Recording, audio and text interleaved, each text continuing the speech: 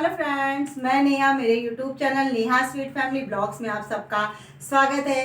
तो आप सब कैसे हैं? आई होप आप सब बहुत अच्छे होंगे। छोटों को प्यार, बड़ों को मेरा नमस्कार। तो आशा करती हूँ आप सब अच्छे होंगे। अभी हमारे नए वर्ष का पहला पर्व आ रहा है और ये हमारे भारतवर्ष में बहुत ही हर्षोल्लास के साथ मनाया जाता है। सूखे मिष्ठान बनाए जाते हैं इसमें, जो हम महीनों तक खाते हैं और उसकी सुगंध पूरी हवाओं में महकती रहती है। तो आप लोग समझ गए होंगे कि हम किसकी बात कर रहे हैं, कौन से पर्व की बात कर रहे हैं। तो हमारा ये पर्व है मकर संक्रांति, जिसे हम खिचड़ीवार कई नामों से जानते हैं। तो सबसे पहले आप लोग को happy Makar Sankranti in advance. और अब हम अपने वीडियो पे आगे बढ़ते हैं कि हमारा आज का टॉपिक था कि हमें मकर संक्रांति में क्या करना चाहिए और क्या नहीं करना चाहिए। तो हम इसी पे बात करेंगे। आप सभी जानते हैं कि मकर संक्रांति जो है वो स्नान दान का ही पर्व है। इसमें स्नान दान का बहुत महत्व होता है। तो सबसे पहले ये अभी जो हमारा ये मकर संक्रांति 2023 में है, ये हमारा 15 तारीख को पड़ रहा है, क्योंकि मकर संक्रांति 14 को ही मनाई जाती थी हमेशा। लेकिन अभी कुछ सालों से ऐसा हो रहा है कि थोड़े संदेह हो जाते हैं 15 को है या 14 को है।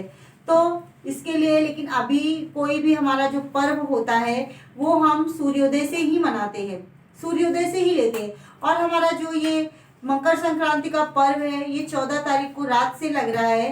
तो रात में तो हमें जो है स्नान नहीं करेंगे, दान नहीं करेंगे। तो इसलिए हम इसे 15 तारीख को, 15 जनवरी को ही मनाएंगे। मकर संक्रांति दिन रविवार पड़ रहा है। मकर संक्रांति के दिन सबकी छुट्टी रहेगी, ऑफिस वगैरह बंद रहेंगे, तो थोड़ा बेटर है। तो आप लोग सुबह 15 तारीख को रविवार के दिन सुबह जरूर उठ जाइएगा, क्योंकि संडे रहता है। तो बहुत लोग बहुत देर से सोते हैं और बहुत देर से सोते हैं और देर से उठते हैं। लेकिन मकर संक्रांति का जो पर्व है वो साल में एक ही बार आता है और इसमें स्नान का बहुत महत्व है। सूर्य देव को अर्घ देने का अपना विशेष महत्व है। तो हमें सूर्योदय से पहले ही उठ जाना। एक दिन तो हम कर ही सकते हैं, कोशिश कर सकते हैं, कोशिश भी नहीं करनी, हमको उठना है। बस सोचना है कि हमको उठना है और सूर्य भगवान को, सूर्य देव की पहली किरण में हमें उनको अर्घ देना है। तो इसका बहुत ही महत्व होता है। सूर्य भगवान प्रसन्न होते हैं, हमारे घर की जो दरिद्रता है वो सब दूर जाती है, लक्ष्मी माता की कृपा हम पर बरसती है। तो आप लोग सुबह सबसे पहले उठ जाइएगा, सूर्योदय से पहले उठिएगा। और उठने के बाद सबसे पहले ना तो हमें शीशा देखना है, ना तो मोबाइल देखना है, बिल्कुल भी नहीं देखना है। हमें अपनी दोनों हथेलियों को देखना है यूं जोड़कर और बोलना है, कराग्रे वस्ते लक्ष्मी, कर मध्य सरस्वती, कर मूले स्थितो ब्रह्मा, प्रभाते कर दर्शनम। तत्पश्चात हमें अपने हाथों को अपनी आंखों पर यूं फेरना है और फिर जो है धरती माता को स्पर्श करना है। उसके पश्चात हमें अपने मुंह को धुलना है, आंखों पे कुछ छींटे मारने हैं पानी के। तत्पश्चात आप मोबाइल देखिए या शीशा देखिए, जो भी आपको करना है। फिर उसके बाद हम अपने जो भी हमारे दैनिक कार्य हैं उनसे निवृत्त होके घर में सबसे पहले हम झाड़ू मारेंगे, क्योंकि ये खरवास का जो महीना है इसे अशुद्ध माना जाता है। इसमें कोई भी धार्मिक मांगलिक कार्य नहीं किए जाते हैं, शुभ काम नहीं होते। हम यहाँ तक कि कपड़े, नए वस्त्र भी नहीं खरीदते हैं खरवास में।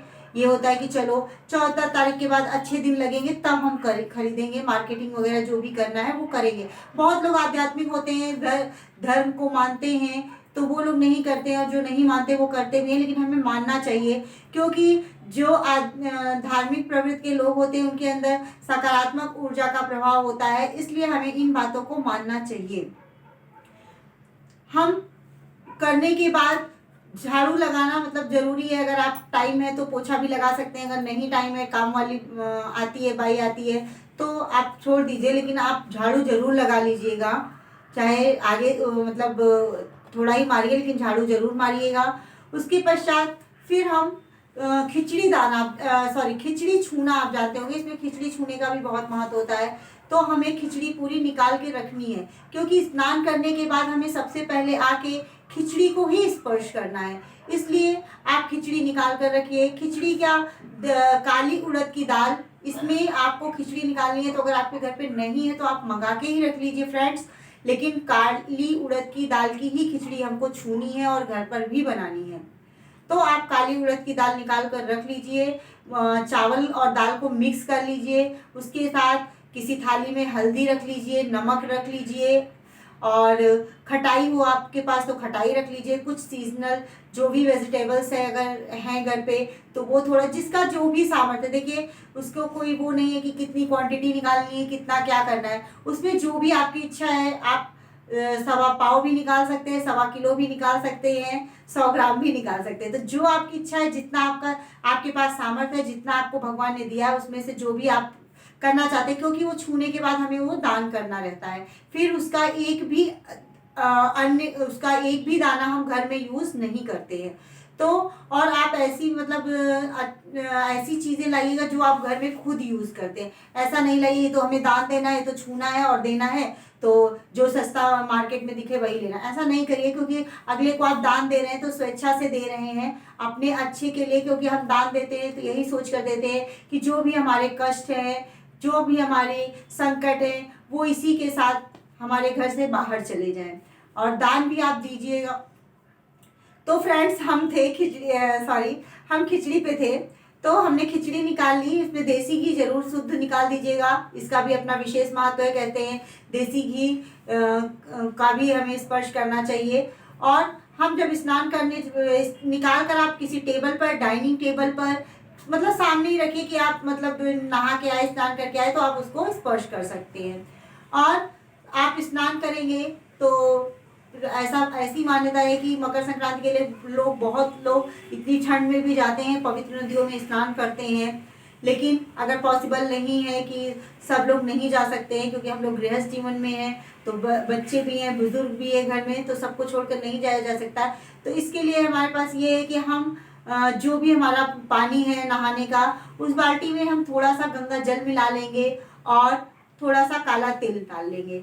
उसके पश्चात हम उस पानी से स्नान करेंगे। और ये अपने मन में सोचते रहेंगे कि मैं गंगा जी में नहा रहा हूँ, या गोमती में नहा रहा हूँ, या यमुना में नहा रहा हूँ, या सरयू में, जो भी है, जो भी नदियाँ हैं, पवित्र नदियाँ हैं, आप ऐसा मन में, क्योंकि कहा गया है मन चंगा तो कठौती में गंगा।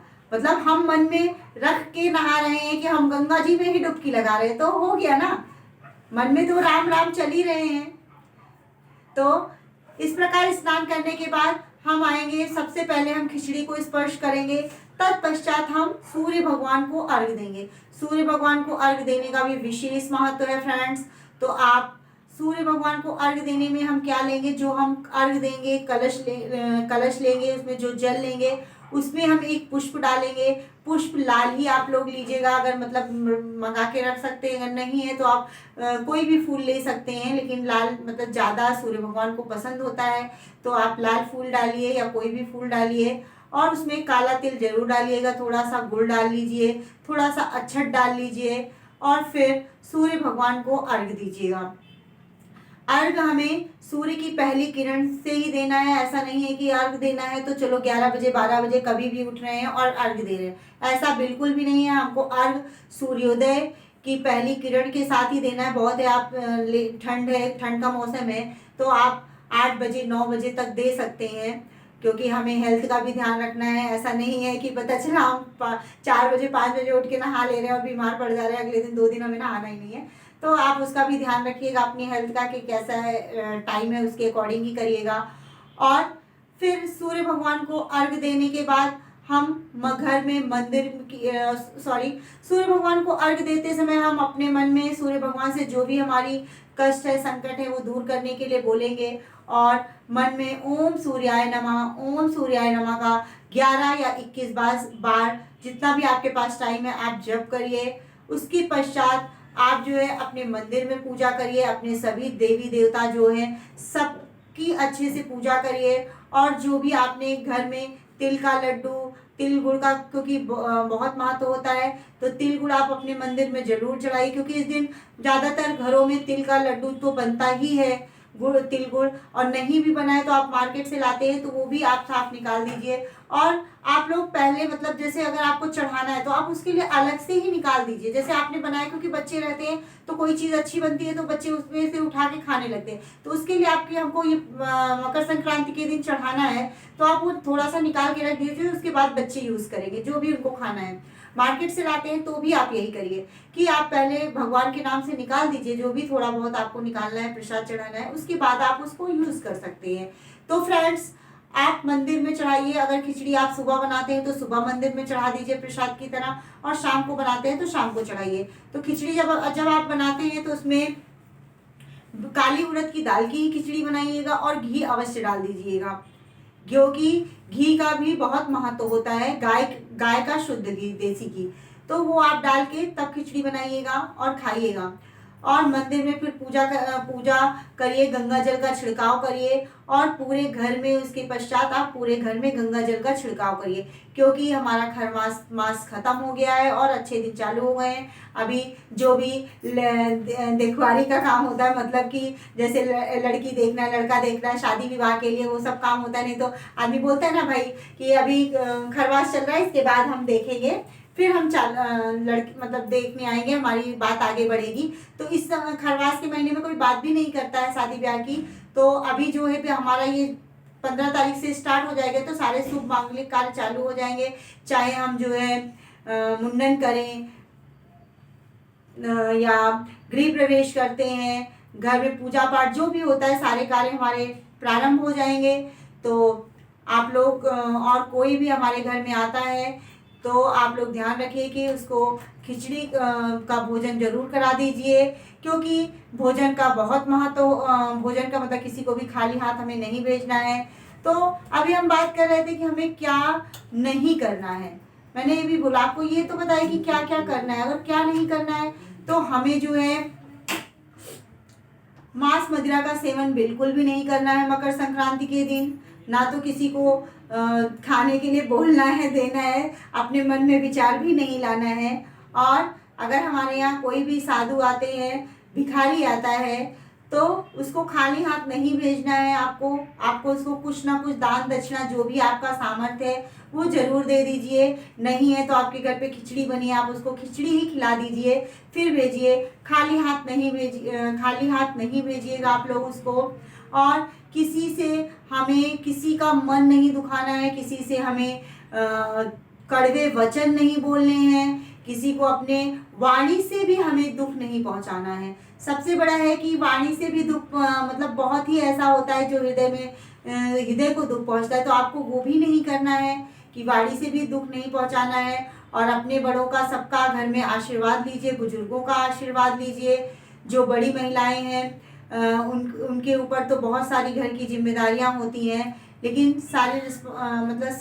उनको ये इन चीज़ों का जरूर ध्यान रखना है कि अपने बच्चों के ऊपर भी गुस्सा ना करें, उस दिन थोड़ा शांत रहें।